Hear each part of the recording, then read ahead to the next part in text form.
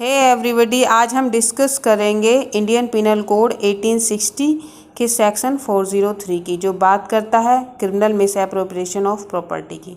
Criminal misappropriation of property में कोई एक व्यक्ति किसी दूसरे व्यक्ति की मूवेबल प्रॉपर्टी को डिसऑनेस्टली अपने यूज़ में ले लेता है, और यहाँ पर जो प्रॉपर्टी उसके पोजीशन में आती है वो लीगल मीन्स से आती है। वो प्रॉपर्टी वो डिसऑनेस्टली उसको अपने यूज़ में ले लेता है उस प्रॉपर्टी को, तो उसे हम बोलते हैं क्रिमिनल मिसएप्रोप्रिएशन। अब देखते हैं बेर एक्ट की लैंग्वेज में। Dishonest misappropriation of property, whoever dishonestly misappropriates or converts to his own use any movable property। whoever का मतलब है इसमें कोई मेल भी हो सकता है, कोई फीमेल भी, कोई भी डिसऑनेस्टली की जो इसको डिफ़ाइन किया गया है सेक्शन 24 में, कि कोई भी ऐसा एक्ट इस इंटेंशन से करता है कि किसी एक व्यक्ति को रॉन्गफुल गेन हो और दूसरे व्यक्ति को रॉन्गफुल लॉस हो, तो हम उसे बोलते हैं कि उसने उस एक्ट को डिसऑनेस्टली किया है। डिसऑनेस्टली मिसएप्रोप्रिएट्स का मतलब गबन करना, किसी मूवेबल प्रॉपर्टी का गबन करना, और कन्वर्ट्स या फिर उसको कन्वर्ट्स कर देना अपने खुद के उपयोग के लिए।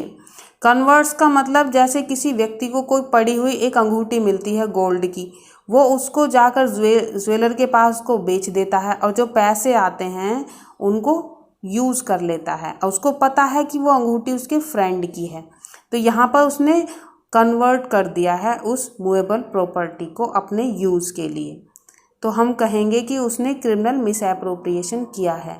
इसमें जो है, जो प्रॉपर्टी का ओनर होता है उसकी कंसेंट हो भी सकती है और नहीं भी हो सकती। तो यहाँ पर जो व्यक्ति मिसएप्रोप्रिएशन करता है, वो जो प्रॉपर्टी अपने पोजीशन में लेता है वो गुड फेथ में लेता है, ठीक है, और बाद में उस प्रॉपर्टी का मिसएप्रोप्रिएशन अपने यूज़ के लिए कर देता है, तो उसने ये ऑफेंस किया है 403 का। इसमें जो है 2 इयर्स की इम्प्रिजनमेंट है, या फिर फाइन हो सकती है, या फिर दोनों हो सकते हैं। इसमें इलस्ट्रेशन दिया हुआ है फॉर एग्जाम्पल कि जैसे कोई को ओनर है एक कार के, वो उसको क्या करता है यूज़ के लिए ए बी से लेता है कि भाई मुझे अपना जाना है कहीं दिल्ली, वो उसको यूज़ के लिए ले जाता है कार को, ओनर है उसके पास राइट है, यूज़ कर सकता है उसको, लेकिन उसको लेने के बाद वो उसको आगे क्या करता है सेल कर देता है, और जो भी प्रोसीड्स आते हैं, जो पैसा आता है उसे खुद यूज़ कर लेता है। तो यहाँ पर जो कंसेंट तो थी, ओनर था वो, लेकिन बाद में उसने उस प्रॉपर्टी का मिसएप्रोप्रिएशन किया है। अब हम यहाँ पर इलस्ट्रेशन देखेंगे। A takes property belongs to Z out of जेड्स पोजीशन इन गुड फेथ। यहाँ पर गुड फेथ में वो प्रॉपर्टी जो जेड के पोजीशन में है और जेड की है, वो ए उसको लेता है, यह विश्वास करते हुए कि at the time when he takes it that the property belongs to himself, कि वो प्रॉपर्टी उसकी है। A is not guilty of theft, तो यहाँ पर उसने थेफ्ट तो नहीं किया, वो गिल्टी नहीं है थेफ्ट का। But if A after discovering his mistake, लेकिन उसको बाद में अपनी गलती का पता चलता है, तो वो क्या करता है dishonestly appropriates the property all his own use, बाद में उस प्रॉपर्टी को खुद के यूज़ के लिए यूज़ कर लेता है, तो वो गिल्टी हो जाएगा इस सेक्शन के अंडर। अब दूसरा इलस्ट्रेशन है a being on friendly term with Z goes into Jades library in Jades absence.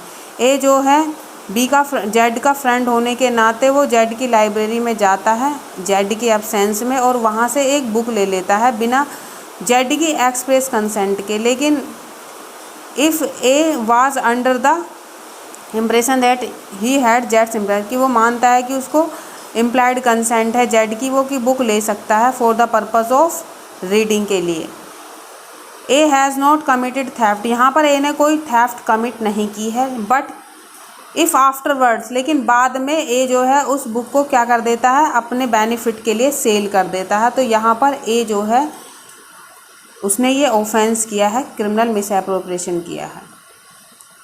आप देखते हैं नेक्स्ट इलस्ट्रेशन क्या है। A and B being joint owner of a horse, A और बी जॉइंट ओनर हैं एक हॉर्स के। A takes the horse out of B's position, B के पोजीशन में से ए जो है उस हॉर्स को ले जाता है इस इंटेंशन से, यूज़ करने की इंटेंशन से। हियर ए के पास राइट है क्योंकि जॉइंट ओनर है उसको यूज़ करने का। A does not dishonestly misappropriation, A की अभी डिसऑनेस्ट मिस एप्रोप्रिएशन नहीं होती है, ठीक है ना। उसके बाद ए उस घोड़े को ले जाकर बेच देता है और जो भी प्रोसीड्स आते हैं, जो भी पैसा आता है उसे खुद यूज़ कर लेता है। तो यहाँ पर ए जो है गिल्टी हो जाएगा इस ऑफेंस का। अब हम देखते हैं एक्सप्लेनेशन क्या कहती है। ए dishonest miss appropriation for a time only is a miss appropriation with in the meaning of this section. इसमें बताया गया है कि कुछ समय के लिए भी अगर आप मिस एप्रोप्रिएशन करते हो तो ये क्रिमिनल मिस एप्रोप्रिएशन का ऑफेंस हो जाता है। फॉर एग्जाम्पल कि एक सोने की चैन पड़ी मिलती है ए को। ए ये जानता है कि वो उसके फ्रेंड की है, उसे पता चल जाता है। जानने के बाद भी वो क्या करता है, उस चैन को, गोल्ड चैन थी, उसको जाकर गिरवी रख देता है 2 दिन के लिए कि 2 दिन बाद मैं उसको लौटा दूंगा अपने फ्रेंड को।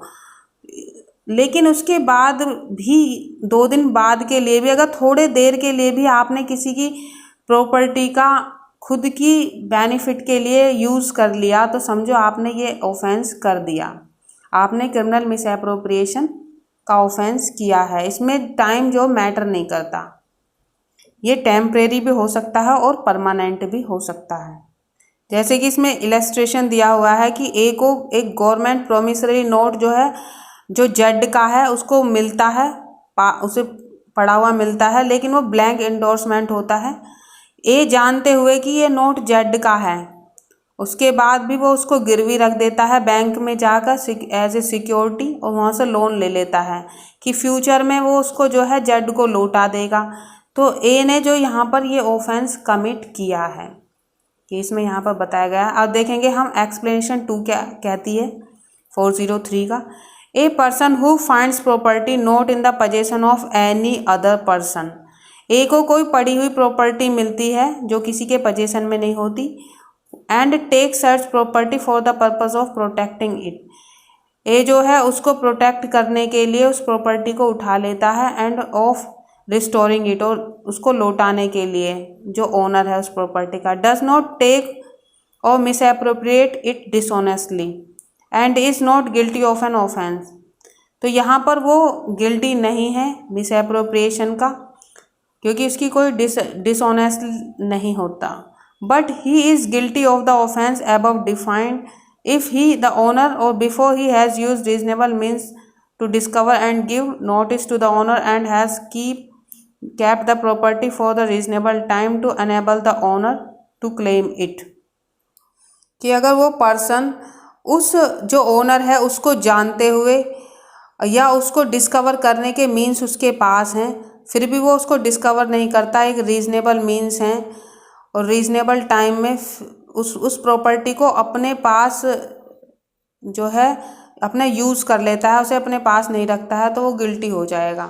फॉर एग्जाम्पल की एक अंगूठी जो है एक व्यक्ति को पड़ी मिलती है रास्ते में, और उसको उठाने के तुरंत बाद वो उसको सेल कर देता है, तो उसने ये ऑफेंस किया है। लेकिन अगर उस अंगूठी को उठाकर कुछ टाइम अपने पास इंतज़ार करता है, उसके ओनर को ढूंढने का, पता करने की कोशिश करता है, हर संभव प्रयास करता है कि इसका ओनर कौन है, उसके बाद भी उसके ओनर का पता नहीं चल पाता है, तो वो कुछ समय बाद उस प्रॉपर्टी को अपने, जो अंगूठी उसे मिली है, उसे अपने लिए यूज़ कर लेता है, तो उसने कोई अपराध नहीं किया।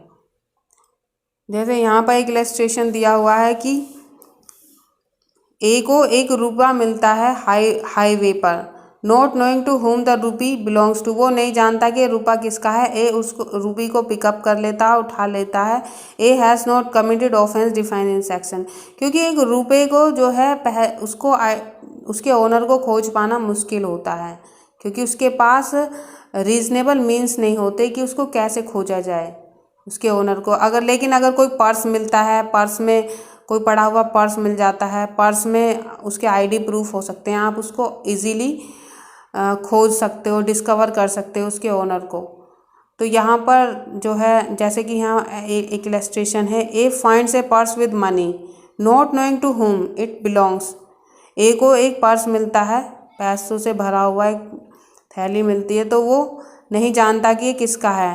ही आफ्टरवर्ड डिस्कवर्स, वो डिस्कवर करता है कि ये जो है बिलोंग्स टू जेड, कि ये जेड का है। And appropriates it to his own use, लेकिन उसके बाद भी वो उसका यूज़ कर लेता है। A is guilty of the offence under this section, तो ए ने इस सेक्शन के अंडर जो है ऑफेंस किया है। आप देख सकते हैं और भी इलस्ट्रेशन इसमें दिए गए हैं। तो गाइस, क्रिमिनल मिस एप्रोप्रिएशन के जो हमारा वीडियो है बस यहीं तक। Thank you for watching this video.